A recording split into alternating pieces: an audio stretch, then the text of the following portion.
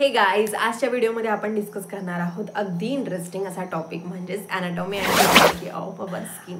आपण आपल्या बॉडीचे कुठले ऑर्गन बघू शकत नाही, बट स्किन हा असा पार्ट आहे जो आपल्याला विजिबल आहे आणि त्याच विजिबल ऑर्गनबद्दल आज आपल्याला डिस्कस करायचं आहे. स्किन हा आपला काय वर्क करतो, तर आपली जे काही बॉडी आहे त्याला कव्हर करायचं वर्क हा आपला स्किन करतो. मग ही जी सिस्टीम आहे जी आउटरली आपल्या बॉडीला कव्हर करते त्या सिस्टीमला इंटिग्युमेंटरी सिस्टीम म्हणतात. म्हणजे असे सिस्टीम किंवा असे ऑर्गन्स जे आपल्या बॉडीला कव्हर करतात, ठीक आहे, त्याला इंटिग्युमेंटरी सिस्टीम म्हणतात. यामध्ये आपल्या हेअर्स सुद्धा येतात, आपले नेल्स सुद्धा येतात, आपली स्किन सुद्धा येते आणि व्हेरियस असे ग्लँड सुद्धा येतात. मला सांगा, आता ही स्किन आपण बघू शकतो. प्रत्येकाची स्किन बघा, कोणाची डार्क स्किन आहे, कोणाची लाईट स्किन आहे, कोणाची मीडियम आहे, किंवा तुम्ही जास्त प्रमाणात सनलाईटमध्ये असणार तर ती टॅन स्किन सुद्धा आपण बघतो.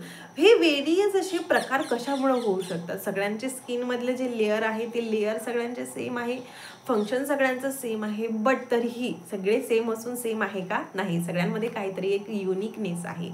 सो ते युनिकनेस कशामुळं येतं आणि कशामुळं हे सगळं काही कव्हर होतं ते आपण आजच्या व्हिडिओमध्ये डिस्कस करणार आहोत. मला सांगा, आता पेपर घेतला, पेपरवरती जर आपण पाणी टाकतं लगेच तो पेपर ओला होतं, राईट? बट ही जी स्किन आहे, विचार करा कशा प्रकारे सिंथेसाइज झालं असणार की याच्यामध्ये ऑइल जरी टाकलं तरी ॲब्झॉर्ब होत नाही, वॉटर जरी टाकला तरी ॲब्झॉर्ब होत नाही किंवा ट्रान्सपरन्सी येत नाही. सो विचार करा, यस, क्रिएटरने किती छान आपली बॉडी क्रिएट केलेली असणार. नाव स्किनची ॲनाटॉमी डिस्कस करण्याच्या अगोदर आपण त्याचे फंक्शन डिस्कस करूया, कारण ही जी काही टॉपिक आहे रट्टा मारण्यासारखा नाही आहे, कन्सेप्ट बेस आहे. कारण स्किन आपली आहे, बॉडी आपली आहे, सो वर्क काय करते हे सुद्धा आपल्याला माहिती असायला पाहिजे. फक्त काय आहे की आपल्याला ते सगळं एका लाईनमध्ये किंवा एका पेजमध्ये डिस्क्राईब करायचं असतं, म्हणून आपल्याला थोडं कन्फ्युजन होतं, ठीक आहे. सो इथे आपण रट्टा मारणार नाही आहे, इथे आपण कन्सेप्ट बेस्ड पॉईंट बघणार आहोत. स्किन आहे, मला सांगा फर्स्ट फंक्शन काय असू शकतं स्किनचं? ऑब्वियसली प्रोटेक्शन आहे, आपल्या बॉडीला प्रोटेक्ट करतं. सेकंड थिंग काय असू शकतं? सेकंड थिंग हा थर्मो रेग्युलेट करतो. म्हणजेच काय, तर जे काही बॉडीचं टेम्परेचर आहे ते रेग्युलेट करतं. लाईक आउटर साईडला जर थंडी असणार तर बॉडीला गरम करायचं काम करतो, किंवा जर उन्हाळा असणार तर बॉडीला थंड करायचं काम करतं. सो थर्मो रेग्युलेशनचा वर्क जो आहे ही आपली स्किन परफॉर्म करते. अगेन एक्सक्रिशनचं सुद्धा जो काही फंक्शन आहे स्किन परफॉर्म करतात. तुम्ही म्हणाल एक्सक्रिशन कशा प्रकारे? यस, आपण स्वेट एक्सक्रीट आउट करतो, मीन्स काय, वॉटर एक्सक्रीट आउट करतो, साल्ट सुद्धा आपल्या स्किन थ्रू बाहेर निघतं. याच्यामध्ये व्हेरियस असे पोर्स प्रेझेंट असतात. त्या पोर्स थ्रू आपले जे काही साल्ट आहे किंवा वॉटर आहे ते एक्सक्रीट आउट होतं. नाव ज्याप्रमाणे एक्सक्रिशन होतं त्याचप्रमाणे स्टोरेजचं सुद्धा फंक्शन हे आपलं स्किन करतं. येस, म्हणजे ही किती थिन लेअर आहे आणि किती व्हायटल असे फंक्शन हे प्ले करतं, ठीक आहे. सो स्टोरेज कुठल्या कंपाऊंडचं करतं? तर वॉटर आणि साल्ट याचं स्टोरेज हा आपलं स्किन करत असतो. अगेन वाउंड हिलिंगचं जे फंक्शन आहे ते सुद्धा स्किन करतं. एखादा कट जर आपल्याला लागला आणि आपण जर नाही त्याच्याकडे लक्ष दिलं, नाही अँटीसेप्टिक लावलं, तर एक 2 ते 3 दिवसांना ते वाउंड हिल होतं. सो वाउंड हिलिंगचं फंक्शन सुद्धा आपलं स्किन प्ले करतं.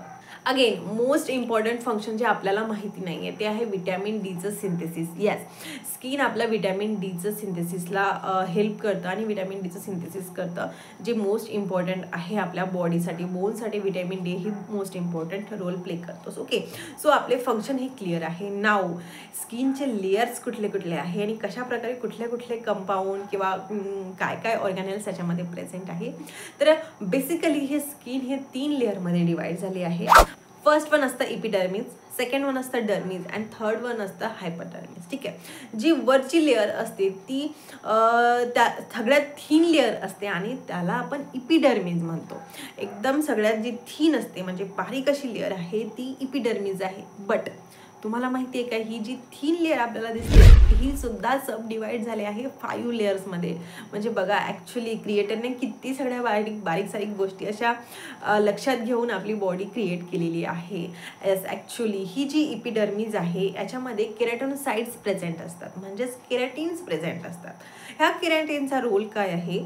तर जी प्रत्येकाची स्किन बघा, कोणाची डार्क आहे, कोणाची लाईट आहे, तर हे कशामुळे रेग्युलेट होतं? तर ज्या बॉडीमध्ये आपले केराटिन्स प्रेझेंट असतात ते रेग्युलेट करतं ह्या बॉडीचा कलर. ठीक आहे, जर जास्त प्रमाणात केराटिन प्रेझेंट असणार तर बॉडीचा कलर हा डार्क होतो, बट केराटिनचं प्रमाण जर कमी असणार तर बॉडीचा कलर हा लाईट होतो. ओके, सो रेग्युलेट कोण करतं बॉडीचा कलर, तर केराटिन पिगमेंट जे आहे ते रेग्युलेट करतं. नाव ही जी एपिडर्मिस आहे याचं फंक्शन काय आहे, तर हा एक प्रोटेक्शनमध्ये मोस्ट इम्पॉर्टंट रोल प्ले करतो.